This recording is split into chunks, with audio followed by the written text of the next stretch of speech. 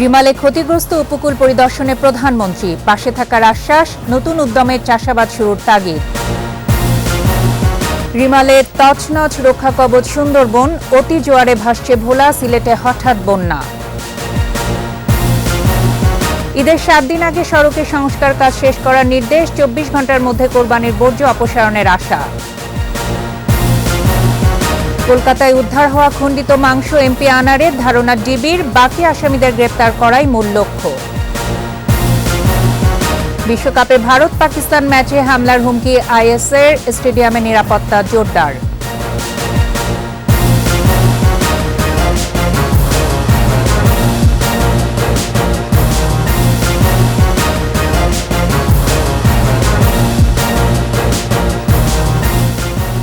শুনছিলেন first security ইসলামী bank PLC সংবাদ শিরোনাম। সন্ধ্যা 7টার 21 সংবাদে প্রত্যেককে আমন্ত্রণ জানাচ্ছি আমি ফারজানা আখি।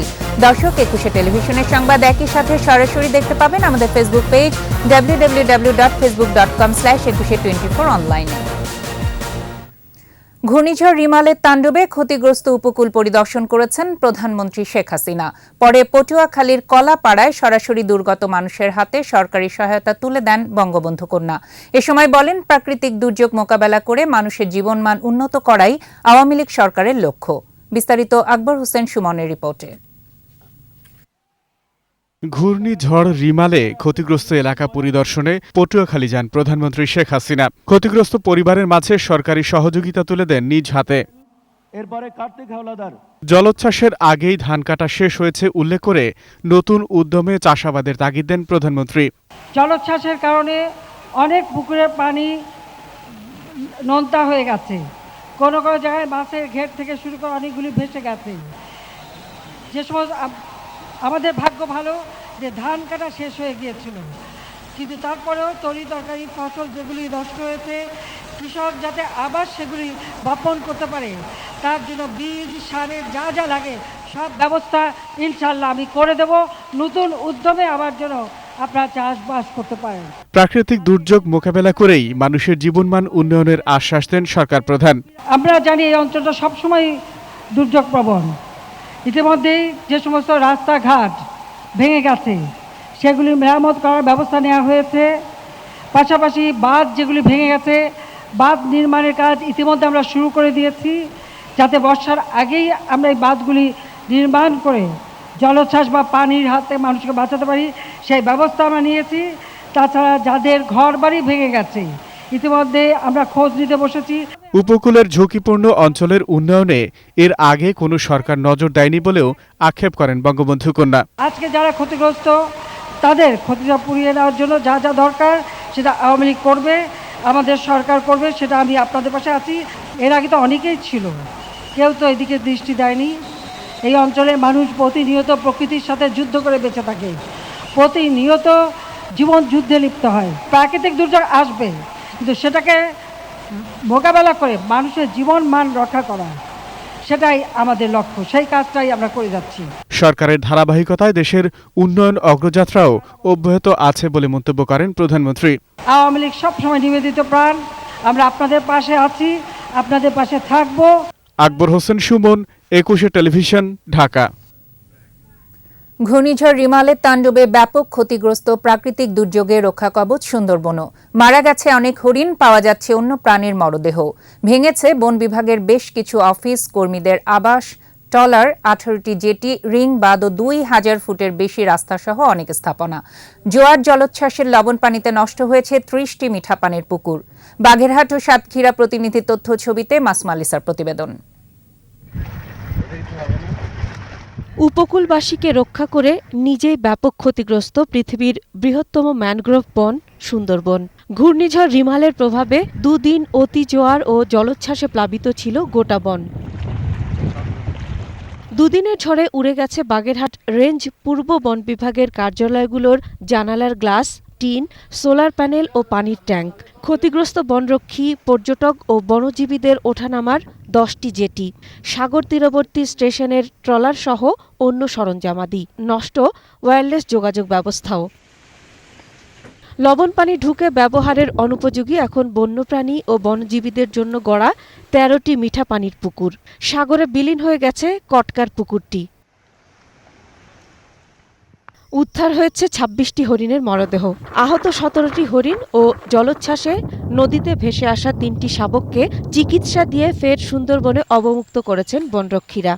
এই সমস্ত ক্যাম্পে ব্যাপক ক্ষয়ক্ষতি হয়েছে এবং আপনার ঘরবাড়ি চীনের চালা উড়িয়ে নিয়ে গিয়েছে। আমাদের যে জেটিগুলো ছিল আপনার দুবলাচরে, তারপরে আপনার কটকাতে ওই কাঠের জেটিগুলা ভাসিয়ে নিয়ে গেছে। সুপেয় পানির যে আপনার পুকুরগুলো ছিল, জলোচ্ছ্বাসের ফলে লবণ পানি আপনার প্রবেশ করেছে, লবণাক্ত হয়ে গিয়েছে।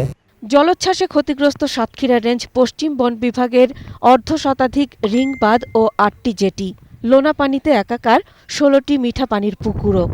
২,৬১,০০,০০,০০০ টাকার অবকাঠামো ক্ষতি হয়েছে। এখন পর্যন্ত আমরা যেটা পেয়েছি সেখানে আমাদের ১৮টি জেটি ধসে গেছে এবং ১৪টি পুকুর একেবারে নষ্ট হয়ে গেছে এবং প্রায় সব পুকুরেই লবণ পানি উঠেছে এবং আমাদের 3টি ব্যারাক ভেঙে গেছে, স্টাফ ব্যারাক, এবং আমাদের প্রায় ২,০০০ ফুটের বেশি রাস্তা নষ্ট হয়ে গেছে।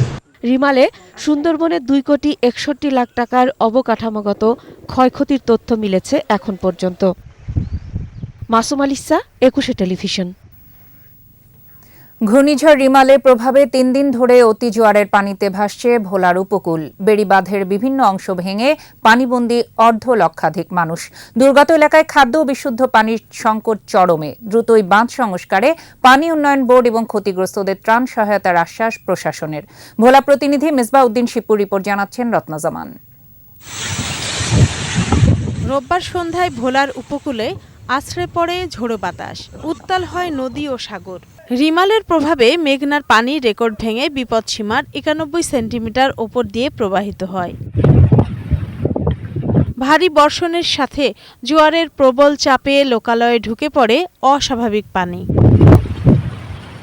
৩ দিন ধরে জলাবদ্ধ বাঁধের বাইরের ৩০টি গ্রাম। সীমাহীন দুর্ভোগে পানিবন্দী হাজারো মানুষ। ঘরের ভিতরে পানি উঠছে, উঠটা অনেক ক্ষতি হয়েছে, মাল সাবানার ক্ষতি হয়ে গেছে, এবারে বাচ্চা ঘরে নিয়ে চলতে ফিরতে অনেক কষ্ট হইতে আছে। ৭০-এর বন্যার পরে এরম আর পানি আমরা দেখি না। এখন যে ভাব পানির, এখন আমরা খুব অসহায় আছি। কোনো বাড়িতে কোনো চুলাচাকি নেই, সবার চুলাচাকি ভাঙ্গা চুরিয়া গেলে পরে সব নিয়ে গেছে, কিছুই নাই। আমার ঘরে কোনো মেম্বার চেয়ারম্যান কেউ আয়া জিজ্ঞেস করে না আপনারা কি বাজে আছেন, কি বাজে রয়েছেন, কি বাজে খান বা কি আসে বিষয়। আমার ঘরে কোনোদিন কেউ এই দিন আজ ৩-৪ দিন আমার ঘরে কেউ জিজ্ঞাসা করে না। ঝড়ের প্রভাবে সম্পূর্ণ ও আংশিক ক্ষতিগ্রস্ত জেলার ১১ কিলোমিটার বাঁধ, ঝুঁকিতে আরও ৩০ কিলোমিটার। পানি নেমে গেলে সেগুলোর সংস্কার করবে পানি উন্নয়ন বোর্ড। যেগুলো বেশি ঝুঁকিপূর্ণ সেই অংশটাকে মেরামতের জন্য অলরেডি আমরা কার্যক্রম শুরু করে দিয়েছি এবং ব্রিজগুলো দ্রুত বন্ধ ব্যবস্থা গ্রহণ করেছি, যাতে খুব দ্রুত বন্ধ করা গেলে যাতে নেক্সট জোয়ারের সময় পানি প্রবেশ না করে। ক্ষতিগ্রস্তদের অতি দ্রুত সহায়তার আশ্বাস জেলা প্রশাসনেরও।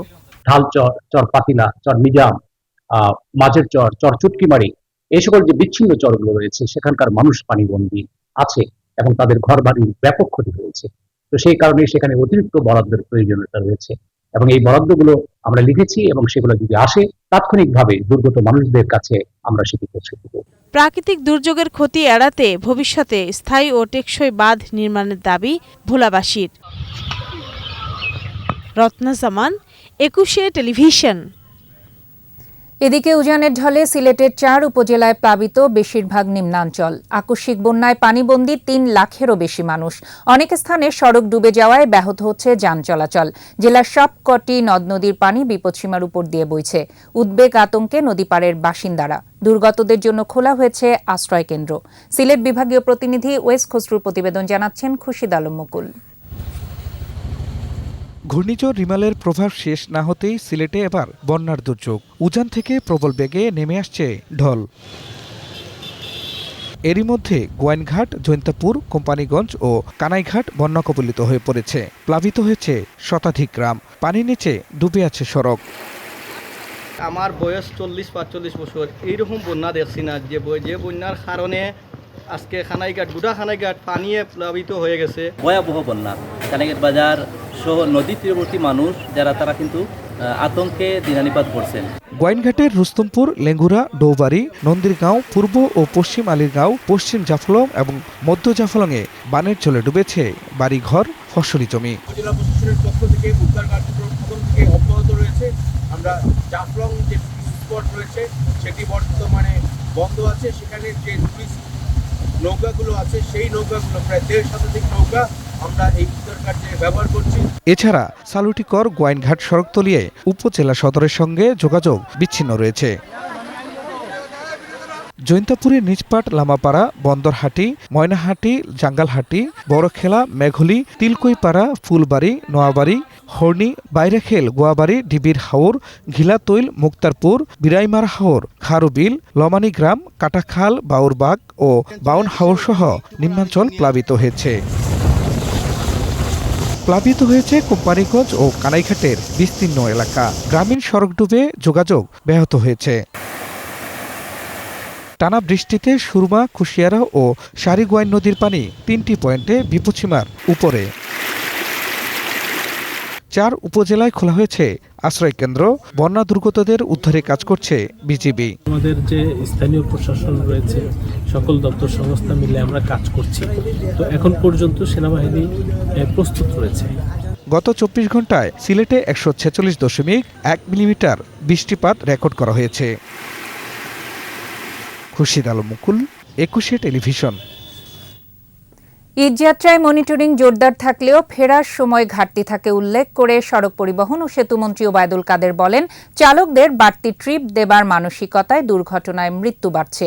বিআরটিএ প্রধান কার্যালয়ে অংশীজনদের নিয়ে বৈঠকে মন্ত্রী আরও বলেন, ঘূর্ণিঝড় রিমালে সড়ক মহাসড়কে ব্যাপক ক্ষয়ক্ষতি হয়েছে। তবে ঈদের 7 দিন আগেই সকল সংস্কার কাজ শেষ করার নির্দেশনা দেওয়া হয়েছে। রিপোর্টে বাকিটা জানাচ্ছেন মোহাম্মদ নুরুন নবী।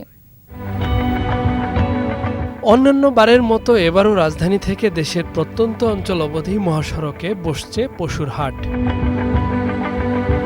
এর সঙ্গে যানজটের স্পট হিসেবে চিহ্নিত হয়েছে 155টি স্থান। দূরপাল্লার সড়ক মহাসড়কের সংস্কার কাজ ও নির্মাণ কাজ চলমান। সামনে কোরবানির ঈদ, পশু পরিবহন ও ঈদযাত্রায় দুর্ঘটনা এখন তাই চিন্তার বিষয় হয়ে উঠেছে।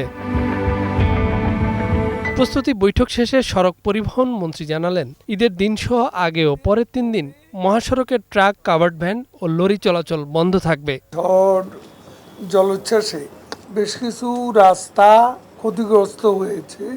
এগুলো 7 দিন আগে সংস্কার কাজ শেষ করতে হবে।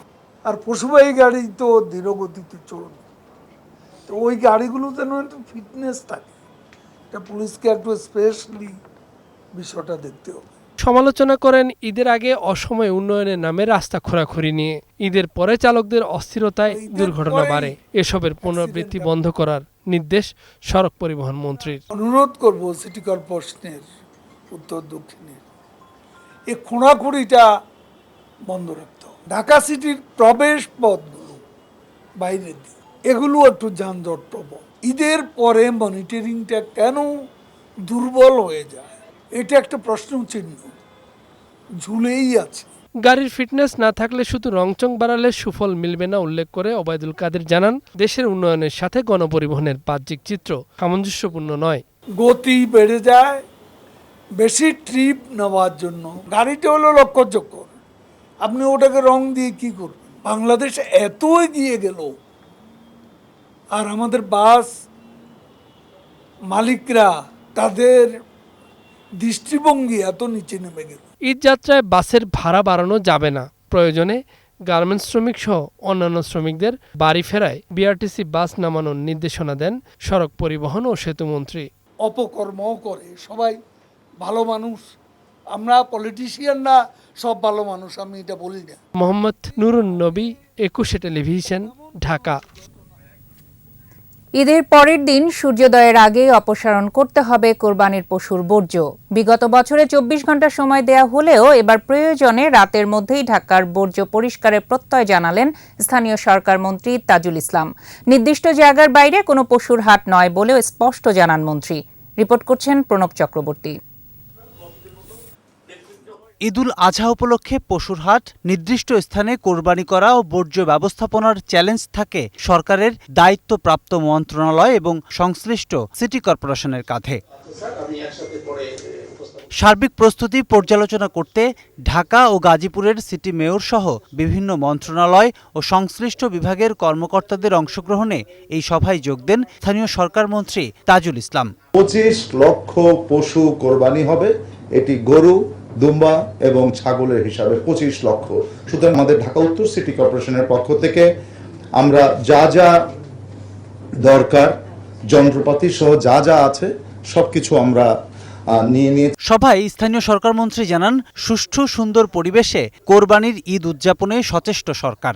সড়ক মহাসড়কের নির্দিষ্ট স্থানেই বসবে পশুর হাট, থাকতে হবে জাল টাকা শনাক্তের মেশিন। সড়ক ও মহাসড়কের উপর বা তার পাশে কোরবানির পশুর হাট ইজারা প্রদান না করা এবং মৌসুমি ফলের বাজার সহ যে কোনো ধরনের অস্থায়ী বাজার দোকান বসানো থেকে বিরত থাকতে হবে।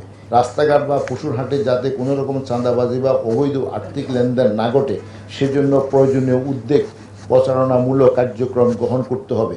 নির্দিষ্ট স্থানে পশু কোরবানি করতে নগরবাসীর প্রতি আহ্বান জানিয়ে দ্রুত বর্জ্য অপসারণ করার নির্দেশ দেন মন্ত্রী। গরু তো জবাই করা আরম্ভ হবে 8টা-10টা থেকে এবং এর পরের দিন করে এরপর আমরা সময়টা দেওয়া হয়েছে সূর্য আগামী দিন সূর্য উদয়ের আগ পর্যন্ত। এরপরে যদি আমরা কোথাও কোনো রকম বর্জ্য না দেখি। ডেঙ্গুর প্রকোপ রোধে সকল প্রস্তুতি রয়েছে বলে সভায় জানান স্থানীয় সরকার মন্ত্রী। 1-2জন মাঝে মাঝে ইনফেক্টেড হয়, তো এটা আমার মনে হয় খুব অ্যালার্মিং কিছু না। প্রণব চক্রবর্তী, 21 টেলিভিশন, ঢাকা। কলকাতা নিউ টাউনের সঞ্জীবা গার্ডেনের সেফটি ট্যাঙ্ক থেকে উদ্ধার খণ্ডিত মাংস ঝিনাইদহের সংসদ সদস্য আনোয়ারুল আজিম আনারের এমন ধারণা করছেন ঢাকা মহানগর গোয়েন্দা পুলিশের অতিরিক্ত কমিশনার মোহাম্মদ হারুনুর রশিদ। কলকাতা থেকে ফিরে শাহজালাল আন্তর্জাতিক বিমানবন্দরে সাংবাদিকদের বলেন, ভারতের সহায়তায় বাকি আসামিদের গ্রেপ্তার করাই এখন মূল লক্ষ্য। বিস্তারিত আহমদ বাবুর প্রতিবেদনে। গেল 12 মে চিকিৎসার জন্য ভারতের কলকাতায় গিয়ে 13 মে নিখোঁজ হন ঝিনাইদহ 4 আসনের সংসদ সদস্য আনোয়ারুল আজিম আনার।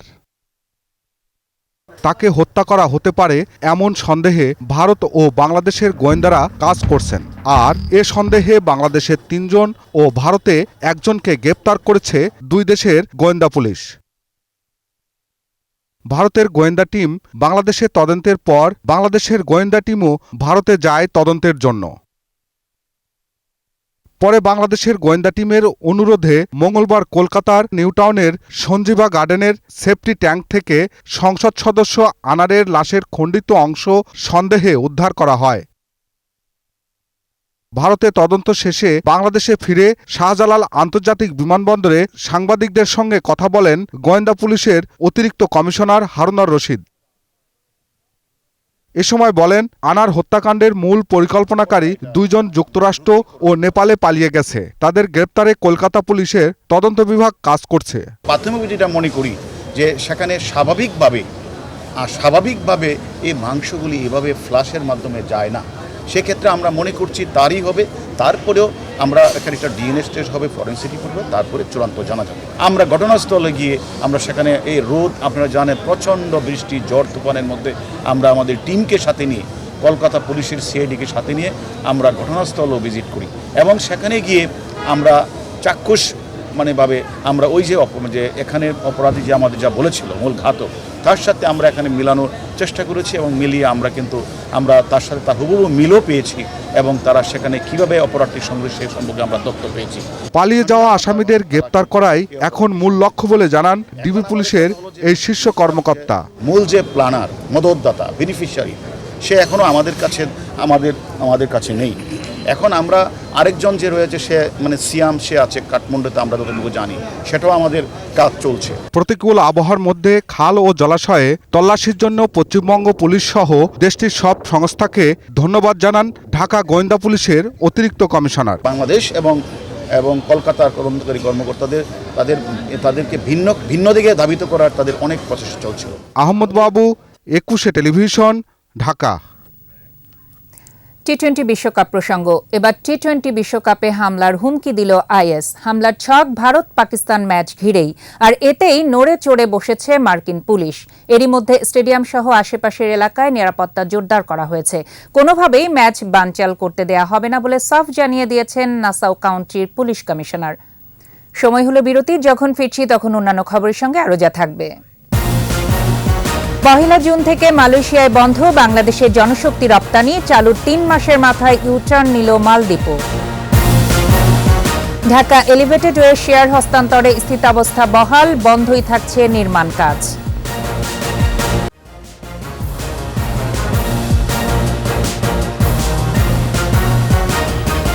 দেখছেন সন্ধ্যা ৭টার ২১ সংবাদ। রিক্রুটিং এজেন্সিগুলোর অনিয়ম থাকলেও শ্রমবাজারে স্বচ্ছতা নিশ্চিত করতেই বাংলাদেশ সহ ১৫টি দেশ থেকে জনশক্তি আমদানি বন্ধ করছে মালয়েশিয়া। বাইরার পক্ষ থেকে এমন দাবি করা হলেও বিশেষজ্ঞরা দায়ী করছেন সিন্ডিকেটকে, পরামর্শ দিচ্ছেন সিন্ডিকেট ভেঙে দেওয়ার।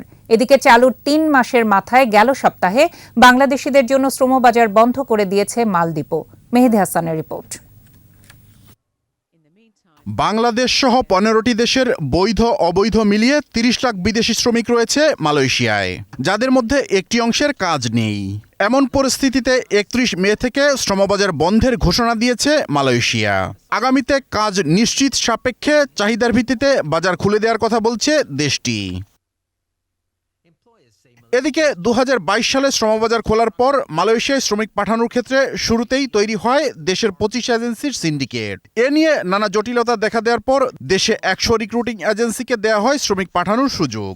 মালয়েশিয়া যেতে সরকার জনপ্রতি ব্যয় ৭৯,০০০ টাকা বেঁধে দিলেও এজেন্সিগুলো বাংলাদেশি কর্মীদের কাছ থেকে নিয়েছে গড়ে ৫,৪৪,০০০ টাকা। যুক্তরাষ্ট্রভিত্তিক ৫টি আন্তর্জাতিক সংগঠনের এই অভিযোগ অস্বীকার করছে না বাইরা। বলছে শুধু বাংলাদেশ নয়, শ্রমবাজারের সার্বিক স্বচ্ছতা নিশ্চিত করতেই জনশক্তি আমদানি বদ্ধের সিদ্ধান্ত নিয়েছে মালয়েশিয়া। ওরা সার্ভে করবে যে কোন সেক্টরে কত লোক আছে, কোথায় কোনো প্রবলেম আছে কিনা, যেগুলো প্রবলেম আছে ট্রাবল শুট করা, তারপরে নতুন করে কোন কোন সেক্টরে তাদের নতুন রিকোয়ারমেন্ট আছে, তখন তারা নতুন করে একটা পলিসি নির্ধারণ করবে কোন কোন দেশ থেকে নেবে কিংবা কোন সিস্টেমে নেবে, এটাকে রিভিউ করবে। এটা কিন্তু বাংলাদেশের জন্য বন্ধ করেনি, এটা টোটাল ওদের ফরেন ওয়ার্কার সিস্টেমটাই ক্লোজ।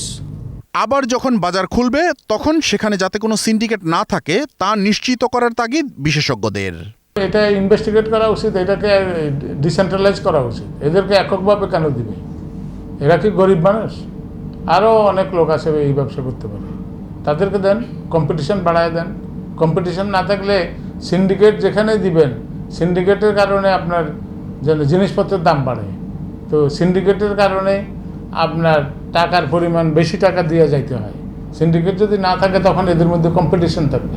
এদিকে নানা অনিয়মের কারণে চালুর ৩ মাসের মাথায় গত ২৪ মে বাংলাদেশিদের জন্য আবার বন্ধ করে দেওয়া হয়েছে মালদ্বীপের শ্রমবাজার। Capital city of Male. Mehedi Hasan, ২১ television, Dhaka. ক্ষমতাসীনরা বাংলাদেশকে পরনির্ভরশীল করতে চায় বলে অভিযোগ করেছেন বিএনপির মহাসচিব মির্জা ফখরুল ইসলাম আলমগীর। দলের প্রতিষ্ঠাতা জিয়াউর রহমানের মৃত্যুবার্ষিকীতে সমাধিতে শ্রদ্ধা জানানো শেষে ফখরুল বলেন, সরকার পতনের লড়াইয়ে জনগণ জয়ী হবেই। বাংলাদেশ এখন পুরোপুরি দুর্বৃত্তদের কবলে, বাংলাদেশ এখন লুটেরা মাফিয়াদের কবলে।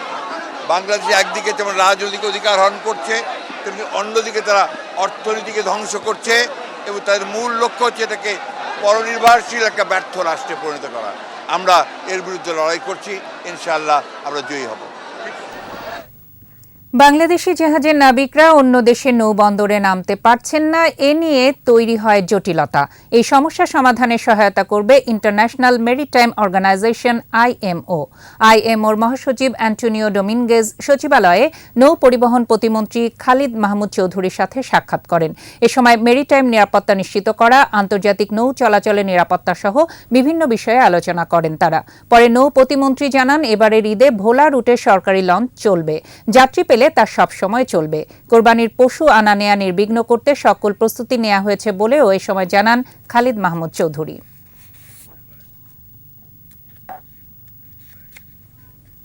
ঢাকা এলিভেটেড এক্সপ্রেসওয়েতে ইতাল থাই কোম্পানির শেয়ার চীনের সিনো হাইড্রো কর্পোরেশনের কাছে হস্তান্তরে আপাতত স্থিতাবস্থায় থাকবে বলে আদেশ দিয়েছেন আপিল বিভাগ।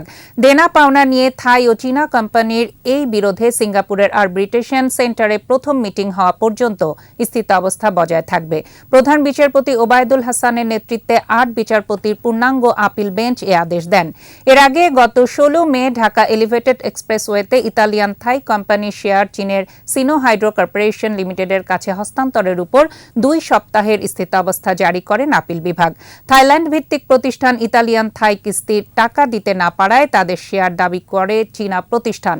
এই নিয়ে সিঙ্গাপুরে আরবিট্রেশন চলা অবস্থায় গুরুত্বপূর্ণ এই প্রকল্প নিয়ে 3 ঠিকাদারি প্রতিষ্ঠানের দ্বন্দ্ব গড়ায় আদালত পর্যন্ত।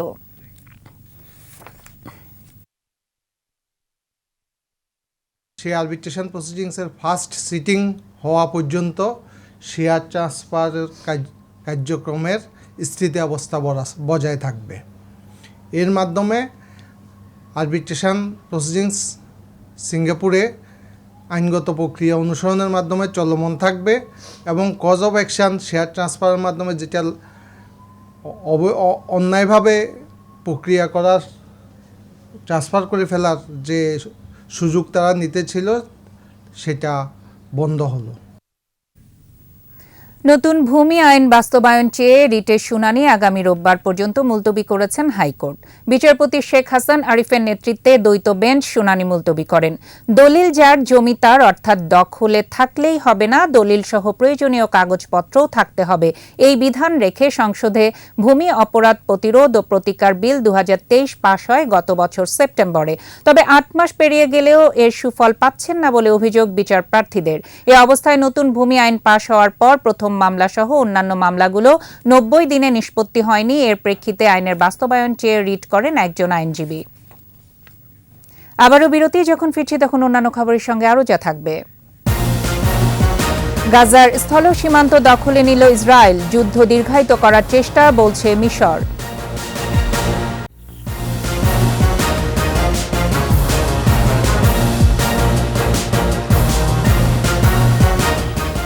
সন্ধ্যা 7টার 21 সংবাদে আবারও আমন্ত্রণ। অপরাধে যেই হোক কাউকে ছাড় দেয়া হবে না বলে মন্তব্য করেছেন স্বরাষ্ট্রমন্ত্রী আসাদুজ্জামান খান কামাল। চট্টগ্রাম নগরীর পতেঙ্গায় র্যাব 7-এর এলিট হলে জলদস্যু আত্মসমর্পণ অনুষ্ঠানে মন্ত্রী বলেন, বঙ্গোপসাগর ও সংলগ্ন এলাকাকে দস্যু মুক্ত করা হবে। যারা এখনও আত্মসমর্পণ করেননি তাদেরকে সতর্কও করেন মন্ত্রী। আত্মসমর্পণকারী জলদস্যুরা যাতে আর কোনো অপরাধে জড়িয়ে না পড়ে সেজন্য কাজ চলছে বলে জানান স্বরাষ্ট্রমন্ত্রী। এ সময় এক নারী সহ 50 জলদস্যু আত্মসমর্পণ করে। তারা স্বরাষ্ট্রমন্ত্রীর কাছে 35টি একনলা বন্দুক, 17টি SBBL বন্দুক সহ অন্যান্য অস্ত্র ও 283 রাউন্ড কার্তুজ জমা দেয়। রাজত্ব কায়েম করার জন্য একটা প্রচেষ্টা চলেছিল অত্যন্ত শক্ত হাতে। আমাদের মাননীয় প্রধানমন্ত্রী সেটা দমন করেছেন। আমাদের মাননীয় প্রধানমন্ত্রী জিরো টলারেন্সের কথা সবসময় বলে আসছেন। আমাদের নিরাপত্তা বাহিনী সেই কাজটি করেছেন। র্যাবও আজকে সেই কাজটি করেছেন এবং তারা জীবন দিতেও পিছু পান নেই। ব্যবসা বাণিজ্যের খবর।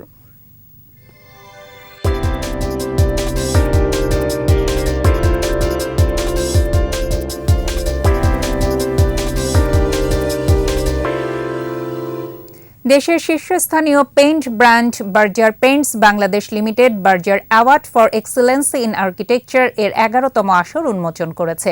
রাজধানীর একটি হোটেলে সংবাদ সম্মেলনে জানানো হয়, বিগত 22 বছর ধরে বার্জার এবং ইনস্টিটিউট অব আর্কিটেক্টস বাংলাদেশ যৌথভাবে এই অ্যাওয়ার্ড অনুষ্ঠান করে আসছে। এ সময় অন্যান্যদের মধ্যে উপস্থিত ছিলেন বার্জার পেইন্টসের ম্যানেজিং ডিরেক্টর রূপালী চৌধুরী, IABর সহসভাপতি স্থপতি মোহাম্মদ আলী নকি। সংবাদ সম্মেলনে জানানো হয়, আবেদনকৃত প্রজেক্ট থেকে সেরা হিসেবে 7টি নির্বাচন করা হবে এবং প্রত্যেক বিজয়ী পাবেন ট্রফি ছাড়াও 2 লাখ টাকার prize money.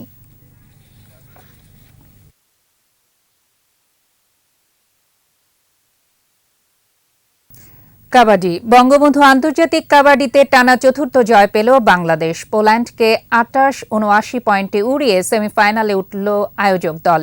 Shaheed Suhrawardy indoor স্টেডিয়ামে শুরু থেকেই পুলিশদের চাপে রাখেন মিজান, আরদুজ্জামান, আল আমিন, রাজীব, ইয়াসিনরা।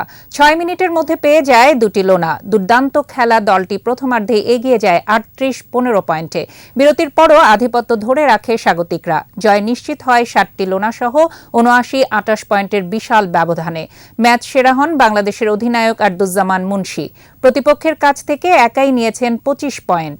একই ধারা অব্যাহত রেখে শিরোপাতেই চোখ রাখছে বাংলাদেশ। যতগুলো টিম আসছে কাউকে ছোট করে দেখার মতো না। তবে এবার আমাদের টিমের কমিউনিকেশনটা এত সুন্দর হচ্ছে যেটা আসলে ভাষায় প্রকাশ করা যায় না। যদি আমাদের এভাবে সবাই সুস্থ থাকে, খেলার ধারা অব্যাহত থাকে, তাহলে আমরা আশা করছি আমরা চ্যাম্পিয়ন হব ইনশাআল্লাহ। আর এরই সাথে শেষ করছি সন্ধ্যা 7:21 সংবাদ। তবে যাবার আগে ফার্স্ট সিকিউরিটি ইসলামী ব্যাংক পিএলসি সংবাদ শিরোনামগুলো জানাচ্ছি আরও একবার। রিমালে ক্ষতিগ্রস্ত উপকূল পরিদর্শনে প্রধানমন্ত্রী, পাশে থাকার আশ্বাস, নতুন উদ্যমে চাষাবাদ শুরুর তাগিদ।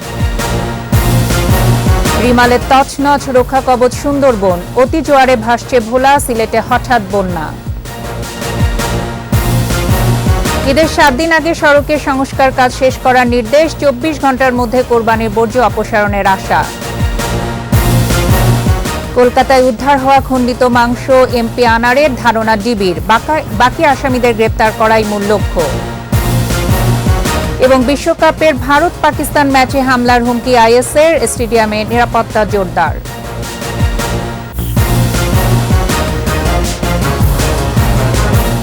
সর্বশেষ খবর জানতে ডায়াল করুন 2024 নম্বরে, আর ভিজিট করুন 21-tv.com এই ওয়েবসাইটে। এছাড়া ফেসবুকে লগ ইন করতে পারেন facebook.com/2124 অনলাইনে। পরবর্তী সংবাদ রাত 9টায় দেখার আমন্ত্রণ রইল। 21-এর সাথেই থাকুন।